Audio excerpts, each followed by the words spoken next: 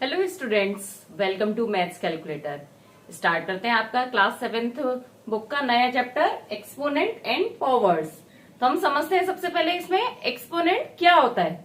अब जैसे ये सपोज एक फिगर है 1 लाख, तो इसको आप कैसे लिखेंगे 1 और 5 टाइम्स 0, तो इसे क्या पढ़ेंगे 1 लाख।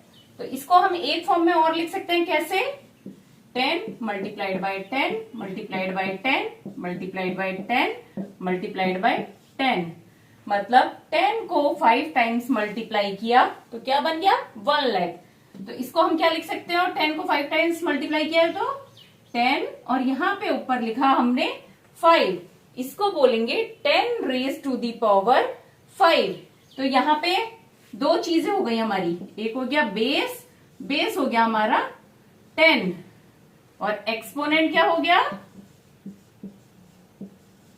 एक्सपोनेंट हो गया हमारा 5। बेस हो गया 10, एक्सपोनेंट हो गया 5। तो ये हमारे लिए थोड़ा इजी हो गया। जो हमारे अभी लार्ज नंबर्स आएंगे उसको शॉर्ट में पढ़ने के लिए ये हम एक्सपोनेंट या पावर का यूज करते हैं। इसे बोलेंगे 5 को पावर भी बोल सकते हैं या एक्सपोनेंट। तो इसको बोलेंगे 10 है बेस, 5 है एक्सपोनेंट। तो ये क्या इसको प्रोनाउंस करेंगे 10 रेज टू द पावर 5, मतलब 10 की पावर 5 है, मतलब 10 को 5 टाइम्स हम मल्टीप्लाई करेंगे तो आ जाएगा 1 लाख। अब इसको एक तरह से और लिख सकते हैं हम, या बोल सकते हैं क्या 5th पावर ऑफ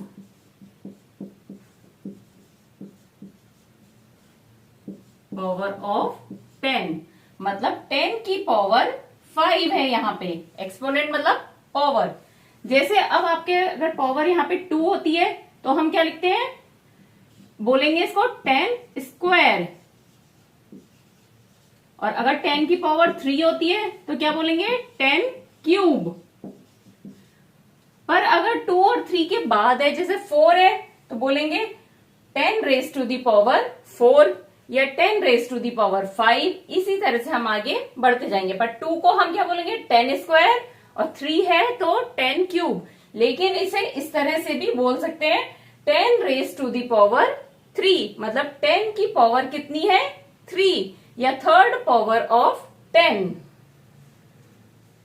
अब जैसे अभी हमने देखा 10 की पावर 1 लाख को 10 की पावर 5 करते ही 1 लाख बन गया। लेकिन जरूरी नहीं है एक्सपोनेंट और पावर सिर्फ 10 की बेस वैल्यू पे ही वर्क करें, किसी में भी कर सकती हैं। जैसे सपोज 81 नंबर है, तो 81 को हम क्या लिख सकते हैं 9 इंटू 9, तो क्या हो गया ये 9 की पावर 2, मतलब 9 स्क्वायर, या 9 रेज टू दी पावर 2। या इसको और इजी फॉर्म में करना हो तो 9 को क्या करेंगे 3 इंटू 3, और अगेन 9 को क्या कर देंगे 3 इंटू 3। तो मतलब 3 को हमने 4 टाइम्स मल्टीप्लाई किया, that means 3 raise to the power 4 equal to 81, मतलब 81 की ही फॉर्म है 9 स्क्वायर और 3 रेज टू दी पावर 4। अब इसी तरह से हम एक एग्जाम्पल और लेते हैं 64। 64 को क्या लिख सकते हैं 8 इंटू 8, 8 8 जा 64 होता है ना, तो 8 स्क्वायर मतलब 64। अब 8 को भी हम स्मॉलेस्ट फॉर्म में ला सकते हैं। 8 की स्मॉल फॉर्म क्या होगी 2 इंटू 2 इंटू 2, यही होगी ना। 2 2 जा 4, 4 2 जा 8, तो 2 2 एंड 2, मतलब 2 को हमने कितनी बार 6 बार मल्टीप्लाई किया तो बन गया 64। तो 64 इक्वल टू 8 स्क्वायर, या 64 इक्वल टू क्या लिख सकते हैं 2 रेज टू दी पावर 6। अब नेक्स्ट पॉइंट है चैप्टर में लॉज ऑफ एक्सपोनेंट। मतलब एक्सपोनेंट तो आपको समझ में आ गया कि क्या बेस है क्या पावर है, उसको किस तरह से हमें सिंप्लीफाई करना है, उसकी क्या वैल्यू होगी। अब अगर दो एक्सपोनेंट हैं, दो वैल्यूज हैं, तो उनका आपस में मल्टीप्लीकेशन एडिशन किस तरह से होगा वो देखते हैं। तो उसके क्या रूल्स होते हैं। तो सबसे पहला होता है multiplying power with the same base. Suppose 3 की पावर 2 और मल्टीप्लाई कर रहे हैं 3 की पावर 3 से, मतलब मल्टीप्लाई कर रहे हैं और बेस क्या है सेम है, दोनों में बेस वैल्यू क्या है 3। तो क्या होगा इसमें आगे तो देखिए इसको अगर हम इजी करते हैं 3 रेज टू दी पावर 2 को, तो क्या हो जाएगा 3 मल्टीप्लाइड बाय 3। अब इसको करेंगे तो 3 की पावर 3 है तो 3 को 3 टाइम्स मल्टीप्लाई करा, जैसे इससे ये वाला बन गया और इससे ये बन गया। ठीक है, 3 स्क्वायर मतलब 3 इंटू 3, 3 क्यूब मतलब 3 इंटू 3 इंटू 3 को 3 बार मल्टीप्लाई किया। अब हम होल इक्वेशन को देखें, 3 multiplied by 3 multiply 3 multiply 3 multiply 3 को कितनी बार मल्टीप्लाई किया गया है 5 टाइम्स, तो मतलब 3 multi raise to the power 5 हो गया यहाँ पर। तो अब यहाँ पे जब मल्टीप्लाई कर रहे हैं हम सेम पावर से, तो यहाँ पे पावर क्या हुई, पहले 2 3 थी, अब ऐड होके हो गई 5। 2 को हमने 3 में ऐड कर दिया तो बन गया 5।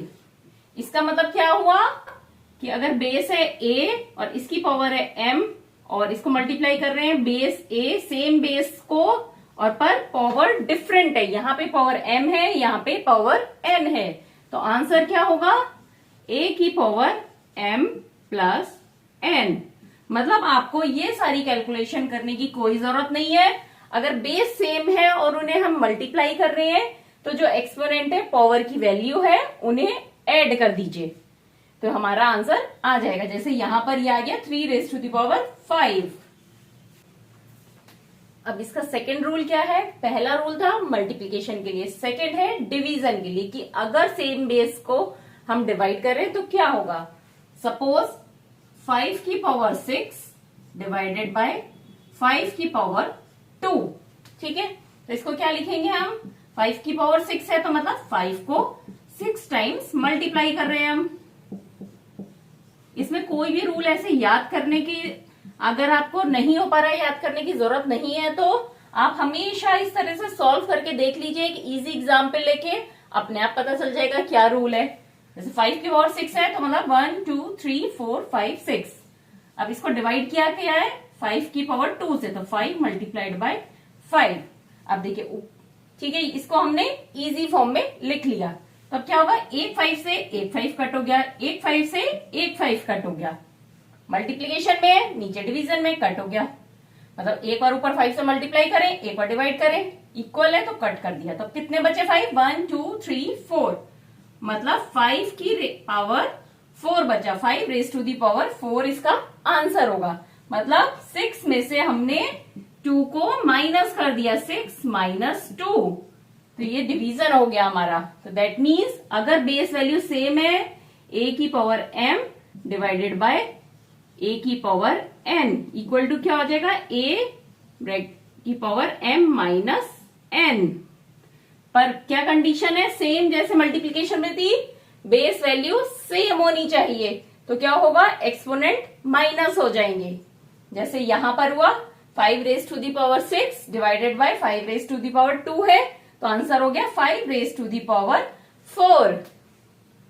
अब थर्ड रूल क्या है, taking power of a power, कि कोई पावर है उसकी भी अगेन पावर है, मतलब एक्सपोनेंट का भी एक्सपोनेंट। जैसे 3 की पावर 2 और इसकी और फिर से पावर क्या हो गई 3, मतलब 3 की एक्सपोनेंशियल वैल्यू क्या है 2, और इस पूरे की फिर से हमने एक्सपोनेंट क्या हो गया हमारा 3। तो इसको इजी करते हैं हम। सबसे पहले ब्रैकेट के अंदर क्या है 3 की पावर 2, तो 3 की पावर 3 को 3 से मल्टीप्लाई किया और रेज टू दी पावर 3। ठीक है, अभी हम एक एक स्टेप करके करते हैं। सबसे पहले हमने ब्रैकेट को सॉल्व कर लिया, तो 3 की पावर 2 है तो 3 इंटू 3। अब नेक्स्ट सॉल्व करते हैं, ब्रैकेट को खोलते हैं, तो ये क्या है 3, मतलब ब्रैकेट में जो भी चीज है उसको 3 टाइम्स हम मल्टीप्लाई करेंगे। 3 multiplied by 3 multiplied 3 by 3 multiplied by 3 multiply 3 multiply 3। इस सेट को हमने 3 बार मल्टीप्लाई कर लिया, तो क्या हुआ 3 कितनी बार मल्टीप्लाई हो रहा है 1 2 3 4 5 6, मतलब 3 को हमने 6 टाइम्स मल्टीप्लाई किया। 3 की पावर क्या हो गई 6, मतलब यहाँ पे क्या देखने को मिला 2 को 3 से हमने मल्टीप्लाई कर दिया। ये दोनों चीजें जो हैं इन्हें आपस में मल्टीप्लाई कर दिया। 3 की पावर 2 मल्टीप्लाइड बाय 3, तो जो भी पावर है हमारी एक्सपोनेंशियल वैल्यू, एक्सपोनेंट पावर्स हैं, उन्हें आपस में मल्टीप्लाई कर देंगे। तो a की पावर m और फिर raise to the power n है, तो क्या हो जाएगा a m n। पहले m पावर्स को मल्टीप्लाई करेंगे, फिर उसकी वो हो गई हमारे उस बेस वैल्यू की एक्सपोनेंट वैल्यू। अब नेक्स्ट लॉ क्या है, multiplying powers with the same exponent. देखिए इसमें क्या डिफरेंट है, अभी तक जो भी लॉ चल रहा था वो हमारा बेस वैल्यू सेम थी, एक्सपोनेंट डिफरेंट थे। अब यहाँ पे क्या है, एक्सपोनेंट सेम है हमारा और बेस वैल्यू चेंज हो सकती है हमारी। तो देखते हैं, जैसे एग्जाम्पल हमारा 4 की पावर 2 मल्टीप्लाई 4, अब यहाँ पे क्या रखना है हमारे पास, सेम एक्सपोनेंट 3 की पावर 2।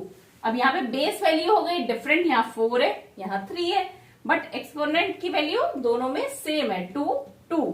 इसको सॉल्व करते हैं, 4 multiplied by 4 multiplied 3 multiplied by 3 को 2 टाइम्स मल्टीप्लाई कर दिया, 4 को 2 टाइम्स मल्टीप्लाई कर दिया।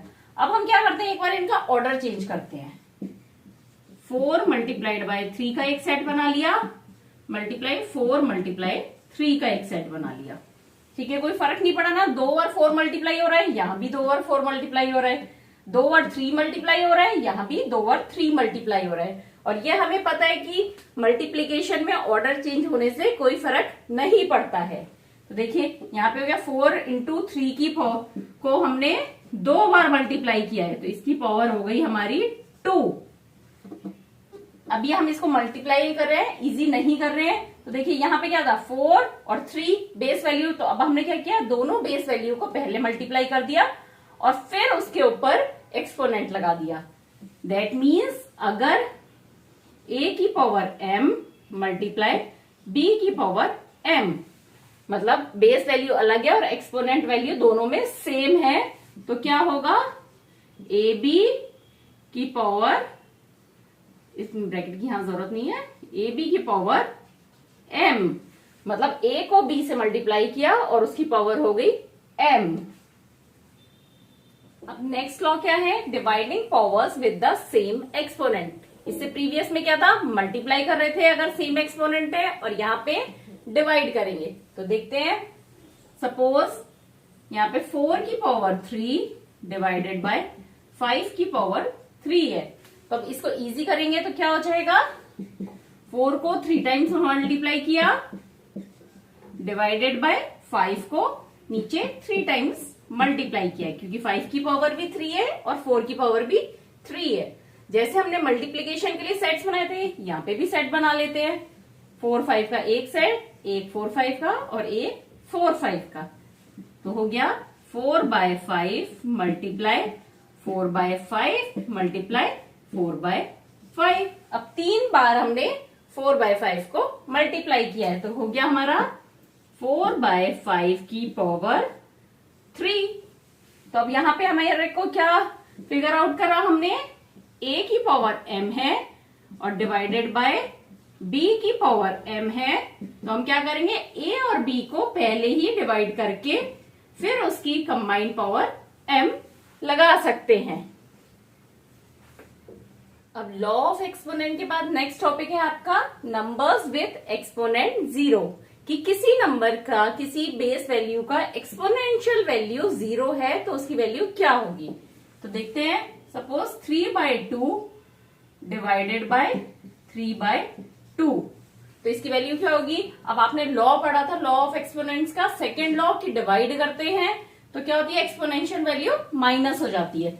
तो उस लॉ के हिसाब से 3 रेज टू द पावर क्या होगा, 2 माइनस 2, तो ये हो गया 3 की पावर 0।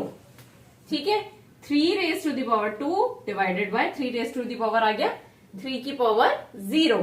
अब इसे हम सॉल्व करते हैं, 3 की पावर 2 डिवाइडेड बाय 3 की पावर 2, ये क्या हो गया, 3 को 2 टाइम्स मल्टीप्लाई करेंगे पहले, 3 की पावर 2 है तो 3 multiplied by 3 divided by 3 multiplied by 3।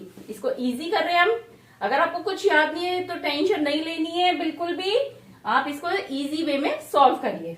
ठीक है, ये करा, अब 3 से 3 कट हो गया, 3 से 3 कट हो गया, तो आंसर आया 1। तो 1 आया, और यहां से लॉ के हिसाब से आया 3 raise to the power 0। That means 3 की पावर 0 इक्वल टू क्या होगा 1।